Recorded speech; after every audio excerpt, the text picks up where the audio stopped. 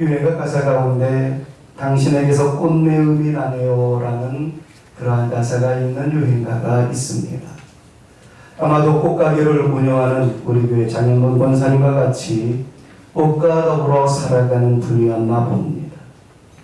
이렇듯이 무엇과 더불어 살아가느냐에 따라 그 사람의 향기가 결정됩니다. 하루 종일 퇴비와 씨름하며 살아간 성실한 농부에게서는 땀 냄새와 함께 거름 냄새가 날 것은 분명합니다. 기계와 함께 노동의 가치를 부여한 분에게는 기름 냄새가 배어 있을 것입니다. 당연한 일입니다. 그렇다면 우리는 주님과 더불어 살아가는 그리스도인들이라 칭함을 받습니다. 이른바 크리스찬입니다. 그렇다면 주님의 냄새가 배어있는 것은 당연한 일일 겁니다. 크리스찬에게서 부처님 냄새가 난다면 이상합니다. 크리스찬에게서 무당 굿하는 냄새가 나면 그것 또한 바람직하지 못한 요소일 겁니다. 크리스찬 입에서 토종 비결의 이야기가 나오고 오늘의 운세 따위가 나온다. 풍수지리를 논하고 전장에 대한 얘기가 회자된다면 그것은 이상한 일일 겁니다. 크리스찬에게서 담배 냄새가 나고 크리스찬에게서 술 냄새가 나고 크리스찬에게서 음란한 냄새가 나고 크리스찬에게서 깨끗하지 못한 냄새가 난다면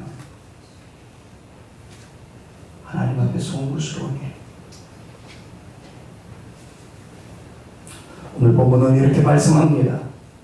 우리는 구원받는 자들에게나 망하는 자들에게나 하나님 앞에서 그리스도의 향기라고 말씀입니다.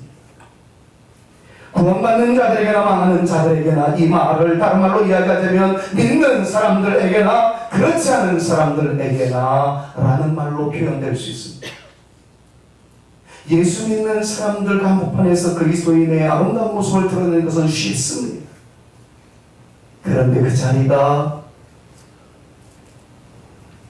불교도들이 모여있는 자리에서 그리스도인 냄새 나기는 쉽지 않지. 음란된 세상에서 그리스도인의 아름다운 존재 가치를 드러내는 것 또한 쉽지 않습니다. 근데 성경은 그렇게 말씀합니다.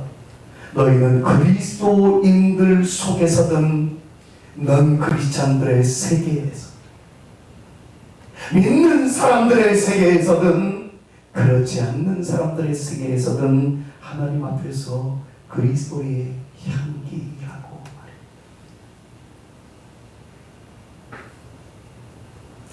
우리는 오늘 이 말씀 앞에 신중해야 합니다.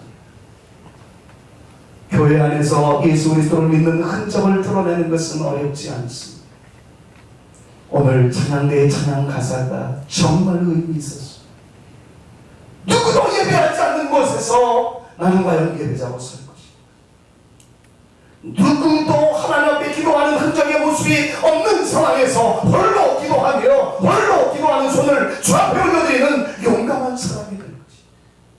누구도 헌신하지 않는 그 자리에서 존귀하신 예수 그리스도의 이름을 붙잡고 헌신자로서 주 앞에 설 것이다. 그럼 오늘 찬양대의 찬양의 가사에 여러분은 어떻게 반응을 보이셨습니까?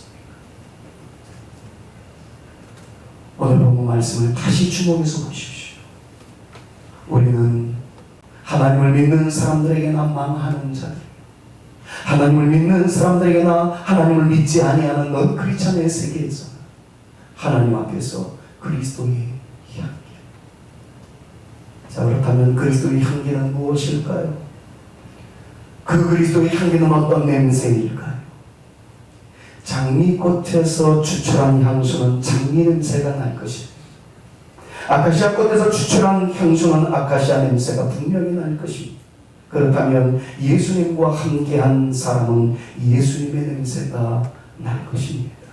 그런데 분명히 이것은 후각적 냄새이기보다는 인격적 냄새이고 말의 냄새이고 행동의 냄새이고 삶의 냄새일 것입니다. 예수님처럼 살아가는 사람들의 모습일 것이다라는 그러한 말씀입니다. 그렇다면 정말 우리는 그리스도의 향기이던가요? 우리에게서 예수님의 냄새가 흩날리고 있던가요? 오늘 아침 좀 심각하지만 그러나 우리가 반드시 직면해야 할 이 질문 앞에 나는 어떤 존재인가? 내 몸에서는 과연 어떤 냄새가 흩날리고 있는가? 정말 심각하게 생각해 봐야 합니다. 왜냐하면 우리는 지금 근 40여 번에 해당되는 주제로 나는 누구인가? 우리는 새 사람으로서 어떤 삶의 가치를 드러내며 살아가야 될 것인가를 계속해서 묵상하고 있는 중에 있기 때문에 그렇죠. 저는 오늘 아침 나는 과연 그리스도의 향기로움인가? 그리스도의 향기로움이 되어지기 위해서 나는 어떤 헌신을 하고 있으며 어떤 대가를 지불하고 있는가를 살펴보면서 한 가지 주제를 떠올리게 되었습니다. 여러분, 정말 멋있는 그리스도의 향기라는 것은 진정 삶으로, 행동으로, 말로, 더 나아가서 인격적으로 예수님의 냄새를 흩날리는 것이 바로 그리스도의 진정한 삶이라는 아주 당연하고도 지극히 정상적인 교훈의 말씀을 받게 됩니다만은, 그러나 오늘 저는 다른 측면에서 이 말씀을 좀 묵상해보고 싶습니다. 그것은 다른 것이 아니라 인격적인 향기로움을 논하기 전에 외적인 모습에서조차 예수님의 모습을 드러내고 있는 우리들인가? 아니면 부끄러워 이 사실을 드러내지 못하고 살아가는 우리들은 아닌가 하는 것들에 초점을 좀 맞춰보려고 합니다. 여러분, 한 세대 전만 해도, 아니 몇 년 전만 해도 저의 설교의 핵심은 이런 것이었습니다. 우리의 겉모습만 예수 그리스도의 인격을 드러내지 말고 우리의 말 속에서, 우리의 행동 속에서, 우리의 마음가짐 속에서, 우리의 인격적인 차원에서 주님을 믿는 사람들의 아름다움을 좀 드러내며 살자라고 이런 설교를 했었습니다. 그런데 오늘은 초점을 좀 달리하고 싶습니다. 인격이 달라짐으로써 그리스도의 향기로움이 되어져야 된다 하는 이 말씀은 정말 전제에 두어야 할 내용이고, 오늘의 핵심 가치는 우리 외적인 행동을 통해서도 내가 그리스도인의 향기로움을 드러내고 있는 존재들인지를 다시 한번 생각해보자 하는 것이었습니다. 최근에 많은 목회자들과 대화를 나누면서 이런 주제가 토론되어졌던 일이 있었습니다. 오늘날 성도들의 외적인 모습에서 그리스도인을 증명할 수 있겠습니까? 라는 것이 주제였습니다. 예를 들면 이렇게 표현할 수가 있겠네요. 얼마 전까지만 해도 주일에 교회로 올라가는 성도들의 모습 속에서 그네들은 하나님의 사람이구나 라는 것을 알 수 있는 사인 하나가 있었습니다. 그것은 손에 들려 있었던 성경이라는 것이었습니다. 주일날 교회당으로 향하는 성도들의 손에는 성경이 들려져 있었고, 옷 매무새는 깨끗했습니다. 구별되었습니다. 일상의 옷과는 다른 옷차림으로 주회전에 올라오는 성도들의 걸음은 거룩했습니다. 순결했습니다. 물론 성경을 들고 교회당으로 올라가는 성도들의 웃는 모습, 평화한 모습에 더 그리스도인임을 증거하는 사인이었지만, 그래도 손에 들려있는 성경 찬송가의 모습이 그리스도인임을 증명하는 하나의 사인이었던 것은 부정할 수 없을 겁니다. 그런데 지금은요, 성경책과 찬송가 책이 스마트폰 속에 다 들어가 있습니다. 성경 찬송을 옆구리에 끼고 손에 들고 올라오는 성도들의 행렬은 이제 많이 보이지 않습니다. 여성들에는 프라다 가방 속에, 여성들은 코치 가방 속에 성경이 들어가 있고, 대부분의 남성들의 손에는 스마트폰이 들려져 있지 성경 찬송가의 흔적은 보이지 않습니다. 그러다 보니까 교회에서는 성경과 찬송이 스마트폰 속에 있는 앱을 통해서 사용하는 것이 과연 옳으냐 옳지 않느냐, 이런 질문까지 나오게 되었습니다. 그래서 목회 상담을 전공하는 저에게 총회에서 성도들의 찬송가 앱, 성경책 앱을 사용하는 것이 바른 신앙 태도인가, 이것을 물어왔고, 저는 올해 출간될 목회자들을 위한 매뉴얼 속에 이 내용을 보내주었던 일이 있습니다. 보내주면서 우리 성모님들과도 한번 생각해 봐야 되겠다 하는 마음이 있어서 오늘 이 말씀을 설교화 작업으로 이루어지게 된 것이었습니다. 여러분, 정말 우리의 손에 들려있는 성경 찬송가 책 대신에 앱을 통해서, 스마트폰을 통해서 사용하는 것이 과연 옳을까 그럴까 이런 것들을 논하기 전에 한번 종이의 변천사를 한번 생각해 보는 것도 이해를 하는 데 있어서 도움이 될 거라고 생각을 합니다. 글과 그림을 동굴의 벽이나 지능판 그리고 대나무나 조개 등에 남겼던 시절에 비해서 기원전 2500년에 이집트인에 의해서 발명된 파피루스가 발견되어 종이처럼 사용되었던 것은 획기적인 변화였던 것을 우리 모두는 잘 알고 있습니다. 마침내 중국에서 105년 체륜에 의해서 종이가 발명되고 1440년에 인쇄술과 종이가 만나게 되면서 세계 보급이 되어지면서 가히 정보는 혁명적으로 발전되었고 보급되었던 것을 우리 모두는 잘 압니다. 모든 기록은 책에 의해 저장되었고 보편화된 책은 어느 누구에게나 열린 지식의 창고로서 기능이 가능하게 되었던 것을 보게 됩니다. 그런데 이제는 종이의 시대를 넘어섰다라고 이야기합니다. 모든 책이 컴퓨터 안에 들어가게 되었고 사람들이 사용하는 노트북 안에 저장되었고 스마트폰 속에 종이의 기능을 하는 책의 역할이 다 들어가 있습니다. 여러분도 느끼셨겠습니다만 설교 원고가 보통 5장에서 10장 정도를 지나게 되는데 그동안은 제가 계속 종이로 사용하다가 몇 년 전부터는 이런 기계를 사용합니다. 여기에 모든 종이가 다 들어가 있고 그 종이의 내용이 다 들어가 있습니다. 그래서 이를 가르쳐서 이런 책을 북이라고 한다면 이거는 전자기계에 의해서 이루어지는 것이다 해서 이북이라고 불려지는 세대가 되었어요. 그러다 보니까 이제는 대부분의 학생들이 이런 책을 들고 다니기보다는 아예 책을 살 때에 이북이라는 개념으로 책을 구입해서 저렴하게 사용하며 자기의 노트북에 저장해두고 그것으로 책을 읽게 되는 시대가 되었습니다. 그러다 보니까 성경책을 들고 다니는 것이 옳으냐 그러냐는 이제는 시대에 뒤떨어진 질문이 되어버리고 말았습니다. 저는 여러분들에게 성경책을 들고 다니라 말라 하는 이야기를 지금 하고자 이 설교를 열었던 것이 아닙니다. 그런데 시대적인 상황을 놓고 보았을 때 성경책의 의미는 단순히 책의 개념이 아니고 또 다른 의미가 있었던 시절이 있었다는 것을 여러분들에게 한번 꺼내드리고 싶습니다. 성경에 대한 신앙인들의 자세가 성경책 앞에 놓여 있다는 것을 오늘 아침 우리가 한번 점검해보자라는 말씀입니다. 시대에 따라 성경에 대한 인식은 달랐습니다. 우리가 잘 알고 있는 대로 옛날 학사 에스라가 율법서를 들고 낭독하려고 책을 펼치는 순간 그때 당시의 성도들의 반응을 우리 모두는 잘 알고 있습니다. 어떠했습니까? 에스라가 성경을 낭독하기 위해서 두루마리를 펼쳤을 때에 그 말씀 앞에 모든 성도들이 일제히 기립하였습니다. 그리고 말씀을 낭독할 때에 그네들은 아멘으로 화답하였습니다. 아멘으로 화답하던 성도들은 그 말씀을 듣다가 감격에 겨워 몸을 굽혀 얼굴을 땅에 대고 여호와께 경배하였다라는 장면이 느헤미야 8장 5절부터 6절까지의 말씀을 통해서 우리에게 소개해주고 있습니다.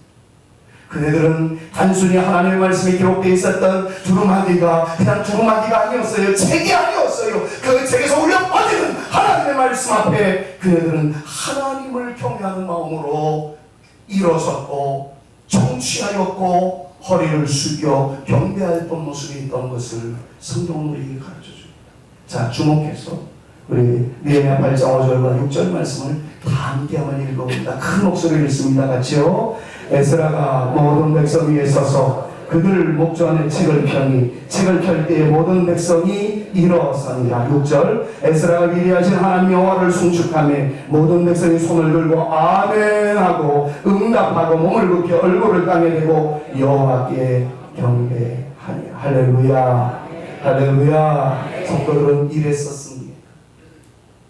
그들은 성경책에 대한 외경심이 있었고 이는 하나님을 경외하는 바로 그 마음이었습니다.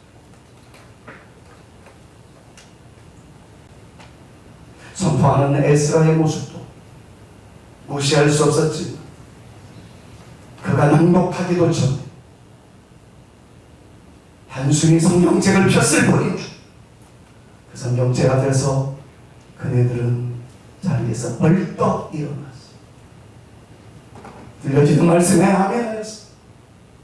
그 말씀 앞에 무릎을 꿇고 주를 경배하지 아니할 수 없었습니다. 여러분, 그 시대 때만 그랬던 것은 아니었음을 한 세대의 저항, 우리나라에서도 있었던 사실을 아십니까? 일제강점기와 공산치하의 세월을 보내었던 우리 믿음의 선배들도 삶을 통해 고백했던 것은 성경 이콜 하나님이었던 신앙이 우리 믿음의 선배들의 한결같은 삶의 자세이었습니다. 하나님의 말씀이 이콜 하나님이라는 것은 너무나도 당연한 일입니다. 그런데 우리 믿음의 선배들은 성경책 이콜 하나님이라는 마음도 있었다는 사실입니다. 예를 들게요. 하나님을 버리겠다고 하면 살려준다는 일제강점기의 공격과 공산치하에서의 공격 속에 수많은 성도들은 고민을 했습니다. 그런데 협박을 가해왔던 그들은 신앙을 버리는 행동의 일환으로 그들에게 강요되었던 것이 성경책을 땅에 뿌리기를 주었고 그 성경책을 발로 밟고 지나가면 살려준다라는 횡포가 주어졌을 때 그네들은 성경책을 밟을 수가 없었습니다. 여러분, 합리적인 생각은 이렇게 생각할 수 있겠죠. 성경책은 아무것도 아니라 이건 그냥 단순히 비블로스 책이다. 이 안에 있는 하나님의 말씀이 하나님의 권위이고 능력이지 이따위 책이 무슨 의미가 있겠느냐. 여러분, 합리적으로 생각하면 그 말이 더 옳을 수 있습니다. 그런데 믿음의 성도들은 이 성경책을 밟고 지나가라 했을 때 이 성경책은 단순히 성경책, 비블로스 책의 개념이 아니라 이것을 하나님을 향한 마음으로 하나님과 같은 것으로 받아들였기에 이 책을 밟을 수가 없었던 것이었습니다. 그네들의 믿음 속에도 성경책이 곧 하나님이었다 하는 신앙 고백이 있었다는 사실이었습니다. 그래서 그네들은 목숨을 걸고 성경책을 사수했습니다. 이 모습은 그리스도인에게 있어서 성경책은 성경의 내용을 보게 하는 책의 개념 그 이상의 무엇이 있었다는 것을 우리에게 가르쳐주는 내용입니다. 자, 저는 더 이상 성경책을 들고 다닐 것인가, 이북이라는 것을 인정하면서 스마트폰을 가지고 믿음생활을 하는 것이 틀린 것인가에 대한 이야기는 그만하겠습니다. 그런데 그 다음 더 중요한 이슈를 여러분에게 말씀드렸죠. 그것은 우리가 그리스도인이라는 것입니다. 그리스도인은 하나님 앞에서 살아가는 사람일 뿐만 아니라 하나님을 믿지 않는 사람들 앞에서도 향기로운 존재이어야 한다는 오늘의 본문의 말씀을 다시 한번 주목해 보셔야 합니다. 다시 강조합니다. 이미 그리스도인들은 손이나 옆구리에 성경책이나 찬송가책에 들려져 있는 존재로 이해되고 있는 세상입니다. 그런데 이북이라는 것을 통해서 성경은 스마트폰 속에 가려져 있고 결국엔 그 사람이 그리스도인인지 알 수 있는 여부는 더 이상 손에 들려져 있는 성경책을 통해서는 증명되어질 길이 사라져버렸다는 중요한 이슈를 우리는 이 시간 묵상하게 됩니다. 그러나 여러분들 기억하십시오. 저는 오늘 손에 성경책에 들려있느냐 안 들려있느냐를 이야기하려고 하는 것이 아닙니다. 나는 과연 외적으로도 주님의 향기로움이 드러나고 있는 존재의 가치의 사람인가 하는 것들을 좀 이야기하려고 하는 것입니다. 제가 오늘 굉장히 고민을 했어요. 제가 나름대로 설교 준비를 쫙 해놓고 이거를 식자층들에게 설교하면 굉장히 논리적이고 이해할 만한 가치 있는 설교이겠다. 그런데 우리 교회는 어르신들도 많이 계시고 그래서 이거를 잘 이해 못하면 어떡하지 고민을 하면서 집사람한테 얘기를 했어요. 그랬더니 집사람이 하는 말, 걱정하지 마세요. 우리 모든 어르신들도 석사, 박사 이상의 지식을 가지고 있기 때문에 충분히 이해할 겁니다. 그래서 용기를 내서 지금 설교를 하고 있는데 여러분들이 아무런 반응을 안 보여주시는 거예요. 잘 한번 들어보십시오. 오늘 설교의 의미가 어디에 있는지를 말이에요. 저는 이제 이 내용을 다시 한번 정리하기 위해서 본질이라는 것과 형식이라는 것을 한번 여러분들에게 소개해드리고 싶습니다. 사랑하는 여러분, 본질과 형식의 관계를 놓고 볼 때 우리의 본질은 매우 중요합니다. 그런데 우리의 본질 가운데 가장 중요한 것은 우리가 하나님의 자녀라는 사실입니다. 할렐루야. 되는 분들이 한번 축복합니다. 당신의 본질은 하나님의 자녀라는 사실입니다. 시작. 여러분들의 본질은 하나님의 자녀라는 사실입니다. 자, 하나님의 자녀는 하나님의 말씀으로 삽니다. 그만큼 하나님의 말씀은 하나님의 자녀들에게 절대적이라는 것을 깨닫게 만듭니다. 자, 그러나 하나님의 말씀 앞에서의 자세는 각자가 좀 다를 수 있어요. 두 종류의 사람을 얘기할 테니까 잘 한번 이해해 보십시오. 한 종류의 사람은 이렇습니다.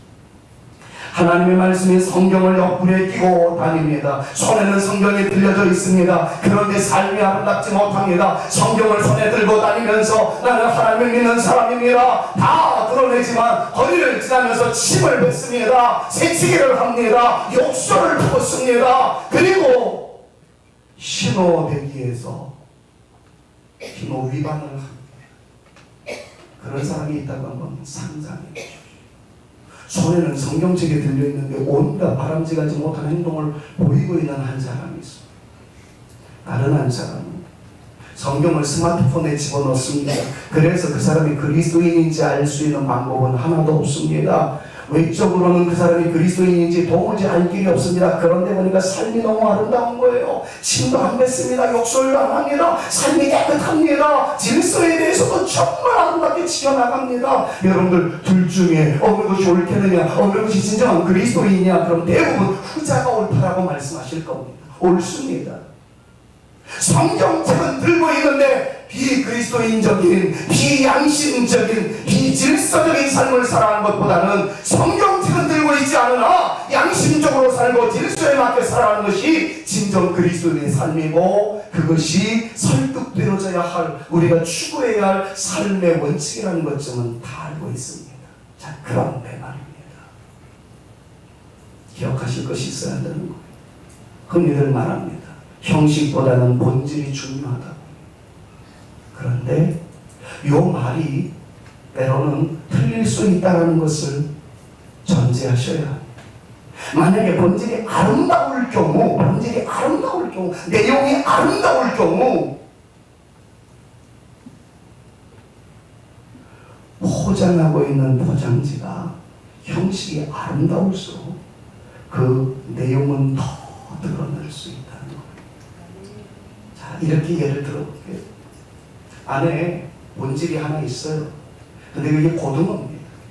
근데 고등어가 썩었어요. 냄새가 나요. 본질은 썩었고 냄새가 나는데 화려한 포장으로 포장을 한다 한들 그 가치가 드러나겠습니까? 이건 가치가 없는 거예요. 그런데 역으로 한번 해석해 보십시오. 그 내용물이 굉장히 비싸고 좋은 거예요. 몇 억짜리 다이아몬드입니다. 근데 그거를 포장하는 것이 금원색으로 되어 있는 좋은 포장지라면 더 가치가 드러나지 않을까요? 근데 그거를 신문지로 둘둘 말아버렸어요. 내용이 좋다 하더라도 포장지가 형식에 바람직하지 못하면 가치가 떨어지는 것과 같은 이치입니다. 우리 주님도 본질이 무시되는 상황에서 형식의 아름다움을 강조하는 사람을 이끌어서 외식하는 자들이여 라고 책망하셨지, 본질도 아름다우면서 형식이 아름다운 사람을 향해서는 주님이 책망하시지 않았다는 것을 주목해 보십시오. 쉽게 말씀드립니다. 바리새인과 서기관들에게 주님께서 야단치셨어요. 그 야단치신 건 뭐였습니까? 그런데 삶을 놓고 봤을 때 껍데기는 깨끗했습니다. 거룩한 듯 보였습니다. 옷도 잘 입습니다. 그런데 속은 썩었어요. 응답된 삶을 살았어요.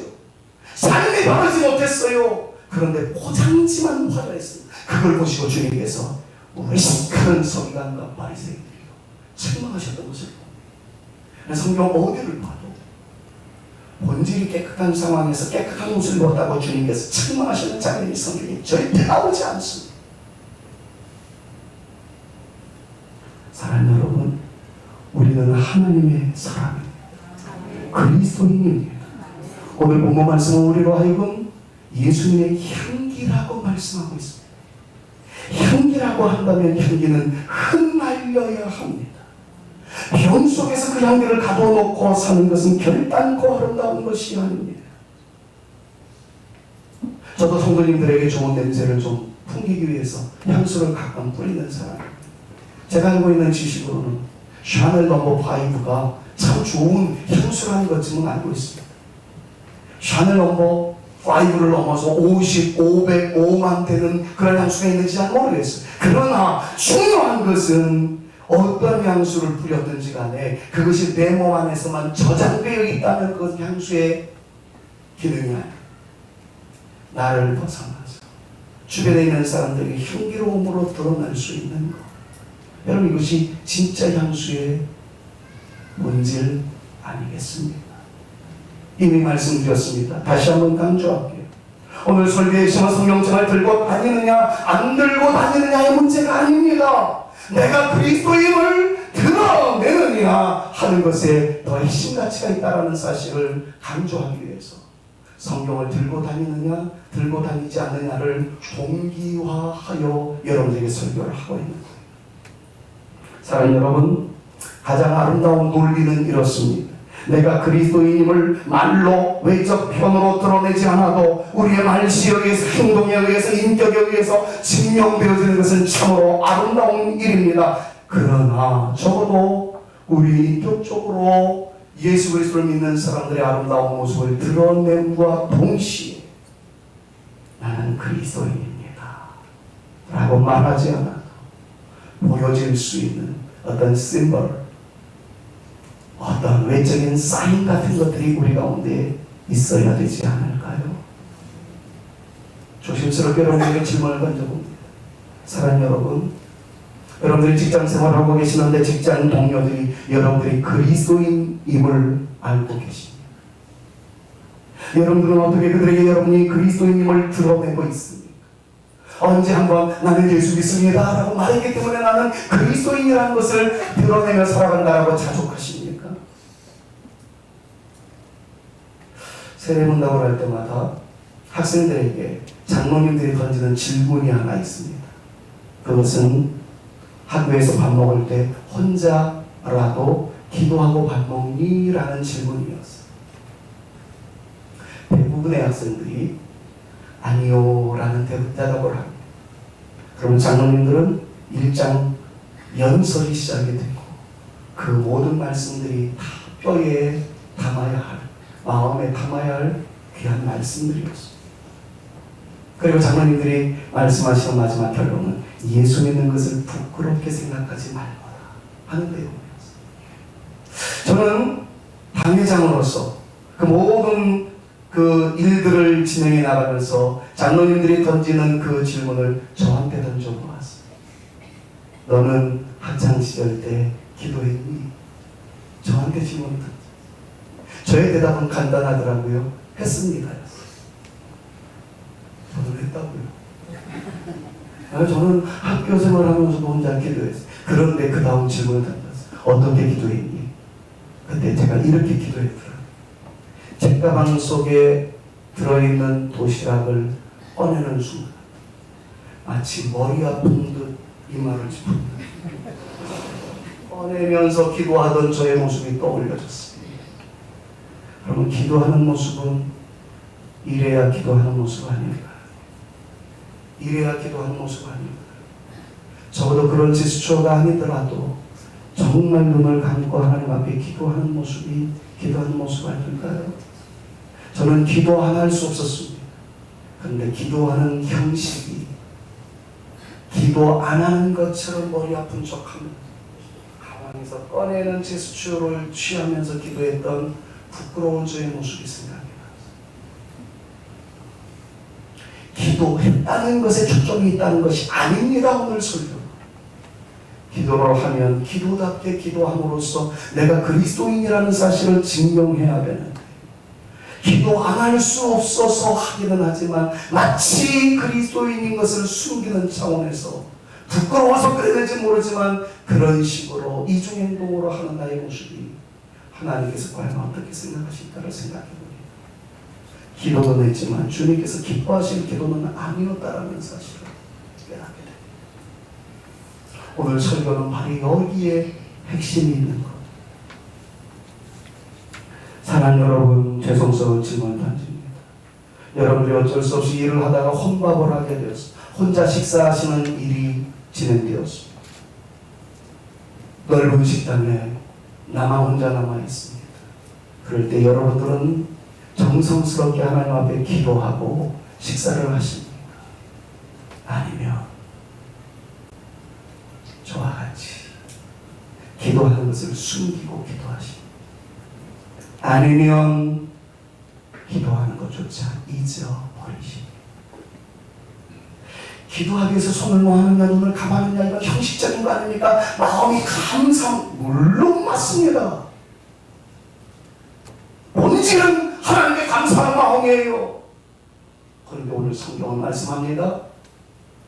우리는 그리스도 안에 있는 사람들에게만 향기가 아니고 많은 사람들, 믿지 않는 사람들 앞에서도 하나님 앞에서 그리스도의 향기라고 말씀하고 있는 이 말씀은 본질만 중요하게 생각하지 말고 형식도 중요하게 생각하라는 주님의 말씀으로 받아야 되는 주님의 냉정한 마음이라는 것을 오늘 말씀을 통해서 우리는 배워야 합니다. 사랑하는 여러분, 가장 합리적인 가르침은 이런 겁니다. 가장 지혜로운 가르침은 이런 것입니다. 잘 들어보십시오. 말씀 맺으면서 정리할게요. 예수님으로 가득 차게 되어지면, 예수님이 너무너무 좋으면, 신앙생활 잘해서 신앙이 많이 발전되어지면 예수 향기가 나는 것은 틀림없는 사실입니다. 그래서 저는 여러분들 주님의 향기가 됩시다 이런 설교를 하지 않아도 여러분들이 믿음생활 잘하고 그리고 하나님의 은혜를 많이 받으면 믿음이 자라나게 되면 하지 말라고 그래도 자연스럽게 예수 향기가 될 것이다 라는 것쯤은 저도 알고 있습니다. 그런데 다르게 한번 생각해 보죠. 언제까지 믿음이 자라나기를 기다리겠습니까? 언제 저런 마음으로 표현할 수 있을 때까지 기다리고만 있을 겁니다. 그러다 보니까 믿음 생활을 잘해야 되겠다, 예수님의 향기가 되어져야 되겠다라는 그런 믿음의 결단이 생기기 전에도 강압적으로라도 강제적으로라도 기도하는 행위를 하고 성경을 들고 있으므로 나는 그리스도인입니다라는 것을 먼저 행동함으로써 우리의 마음속에 뒤에 신앙심이 더욱더 불타오르고 자원에서 주님을 증거하는 하나님의 사람이 되어져 가도록 성장시키는 것. 그럼 그것도 또 하나의 방법일 수 있다는 것을 깨닫게 됩니다. 굳이 심리학적으로 접근하지 않아도 돼요. 어렵게 좀 터치해볼까요? 그러나 여러분들에게 여러 차례 말씀을 드렸습니다. 합리적 정서적 이론을 창시한 앨리스라는 분은 이런 표현을 했습니다. 좋은 생각을 많이 하게 되면 좋은 행동이 나온다고 말이죠. 그래서 사교육도 중요하고 좋은 생각을 많이 하라는 겁니다. 틀리는 말 아니에요. 좋은 생각 많이 하면 좋은 행동을 하게 됩니다. 그런데 글래서라는 사람은 현실 치료라는 것을 통해서 그 반대로 있다는 것을 우리에게 가르쳐 줍니다. 어떤 사람은 좋은 마음이 생기지가 않는 거예요. 어떤 사람은 자원하는 마음이 생기지 않는 거예요. 그래서 행동부터 조정을 했어요. 이른바 군대 같은 경우. 군인 정신이 일어나는 군대 행동을 합니다. 그런데 이것이 잘 안 되니까 군인의 행동부터 가르치는 거예요. 그래서 차력부터 하게 만들고 제시훈련을 하게 만드는 거예요. 그랬더니 생각이 군인 정신으로 따라오더라는 거죠. 가장 좋은 것이면 좋은 생각하면 좋은 행동을 하게 된다는 것이 이게 합리적이에요. 그런데 반대도 있어요.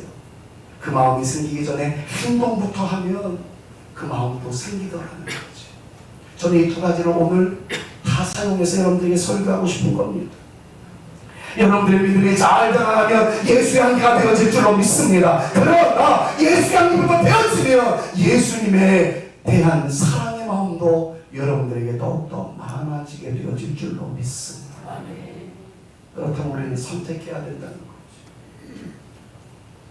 성경책을 들고 다님으로써 나는 그리스도인입니다 라는 것들을 보여줌으로써 마음도 그리스도인 같은 마음을 갖고 아름다운 삶을 향해 나가는 것, 여러분 이것도 무시할 수 없다는 거예요. 성경책을 들지 않고 아름다운 삶의 가치를 구현함에 따라 많은 사람들이 와, 저 사람 정말 아름다워 멋있어. 근데 알고 봤더니 저 사람이 예수 믿는 사람이래. 이렇게 하는 것이 정상스러운 모습이지만 여러분 그렇지 않아요. 용기 있게 기도하는 모습, 용기 있게 나는 그리스도인입니다 라고 선포할 수 있는 모습, 나는 예수의 사람입니다 라고 증거할 수 있는 모습, 그럼 이것이 주님의 향기가 될 수 있음을 오늘 성경은 우리에게 도전의 말씀으로 강조하십니다. 말씀을 맺고 싶어요. 사랑하는 여러분, 우리는 하나님을 믿는 사람들이나 믿지 않는 사람들에게나 그들 앞에서, 하나님 앞에서 그리스도의 향기라고 말씀합니다. 그리스도의 향기는 흩날려야 합니다. 드러나야 합니다. 그런데 드러나는 것을 꺼려하시는 분들이 있습니다. 왜 꺼려할까요? 여러 가지 이유가 있을 수 있겠습니다만 그냥 하나로 뭉뚱거려서 마지막 결론을 내립니다. 만약에 부끄러워서 못하나요?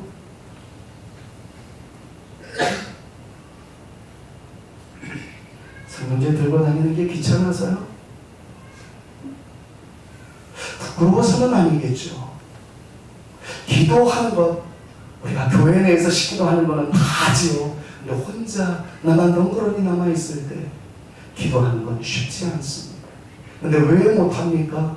부끄러워서요? 그렇다면 마지막 결론으로 주님께서도 이렇게 말씀하고 있는 것을 주목하여 주십시오. 오늘 주일 오후 청년의 헌신 예배의 설교를 제가 고집하였습니다. 청년들한테 꼭 하고 싶은 말이 있기 때문에 오후 예배의 설교의 결론과 오늘의 결론이 똑같습니다. 마가복음 8장 38절에서 이렇게 말씀하고 있는 것을 기억하십시오. 같이 한번 수고스럽겠지만 다 즐거웁니다. 큰 목소리로 읽겠습니다. 시작. 누구든지 이 음란하고 죄 많은 세대에서 나와 내 말을 부끄러워하면 인자도 아버지의 영광으로 거룩한 천사들과 함께 올 때에 그 사람을 부끄러워할 것입니다. 무슨 말인지 알으십니까? 주님께서 천사들과도 재림하신다. 근데 그때에 우리를 바라보시며 와, 이 녀석들아, 네가 나를 이렇게 기다렸더니야. 나 또한 너희들이 보고 싶어서 견딜 수 없더라. 황홀하게 달려오는 예수의 모습에는 반면에 난 네가 부끄러워. 난 너가 나의 사랑한 것이 부끄러워. 그럼 그렇게 말씀하실 수 있는 대상도 있었다는 것을 성경이 말씀하고 있습니다. 근데 그 이유가 어디에 있습니까? 이 음란하고 죄 많은 세대에서 나와 내 말을 부끄러워하며 너도 나를 부끄러워했잖아. 너 왜 대중 앞에서 기도 못했니? 네가 그리스도인인 것을 왜 증거하지 못했니? 부끄러워서 그랬니? 나도 네 앞에 설 때 너를 부끄러워할 거야. 그럼 이 말씀 앞에 우리는 어떤 삶을 살아야 할까?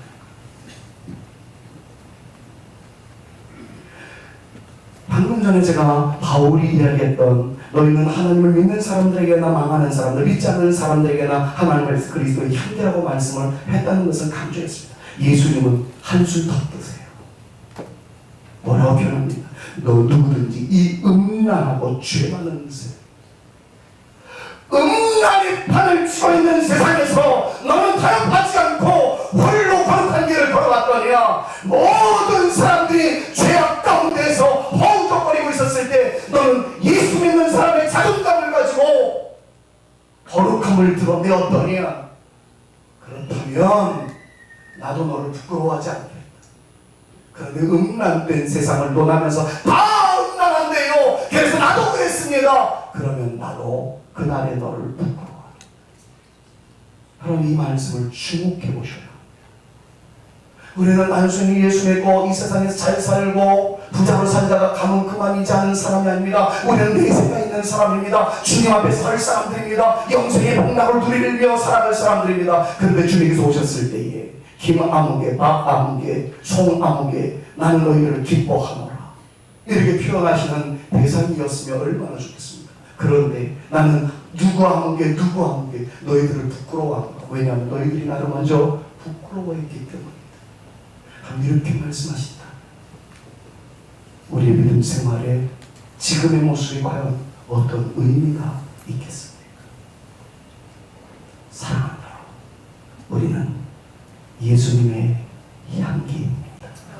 예수님의 향기라면 예수님의 냄새가 나야 합니다. 나는 그리스도인이라고 외칠 수 있는 하나님의 사람들 되실 수 있기를 바랍니다. 그러기 위해서 홀로 남아있는 그 자리에서 기도하는 것을 두려워하지 마십시오. 부끄러워하지 마십시오. 죄받는 세상에서 홀로 믿음의 길을 걸어가는 것을 결코 부끄러워하지 마십시오. 음란한 세상에서 홀로 순결하게 살아가는 것을 힘이 들긴 하겠지만 부끄러워하지 마십시오. 그날에 주님께서 재림하실 때 부끄러워하지 않았던 우리를 주님께서 부끄러워하지 아니하시고 내가 너를 기억하고 있다. 영광 중에 우리를 안아주시고 세워주실 그때가 있음을 기억하면서 믿음의 길을 이어나가며 나는 그리스도인입니다 라는 것을 자부심과 긍지를 가지고 우리의 삶의 주변에 울려 퍼지게 만드는 종소리 흩날리는 향기로 우리 모두가 꼭 드러날 수 있게 우리 주 예수 그리스도 이름으로 축원합니다. 우리는 새 사람입니다. 새 사람답게 삽시다. 우리는 그리스도의 향기랍니다. 향기라면 흩날리십시오. 누군가에게 향기로움을 안겨주십시오. 숨기지 마십시오. 이번 한 주간 나는 예수쟁이입니다. 나는 그리스도인입니다. 그리스도인은 마땅히 이렇게 삽니다.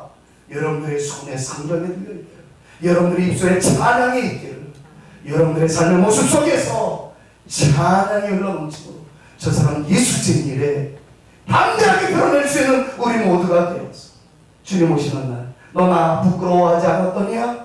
나 또한 너를 부끄럽게 생각하지 아니하겠노라.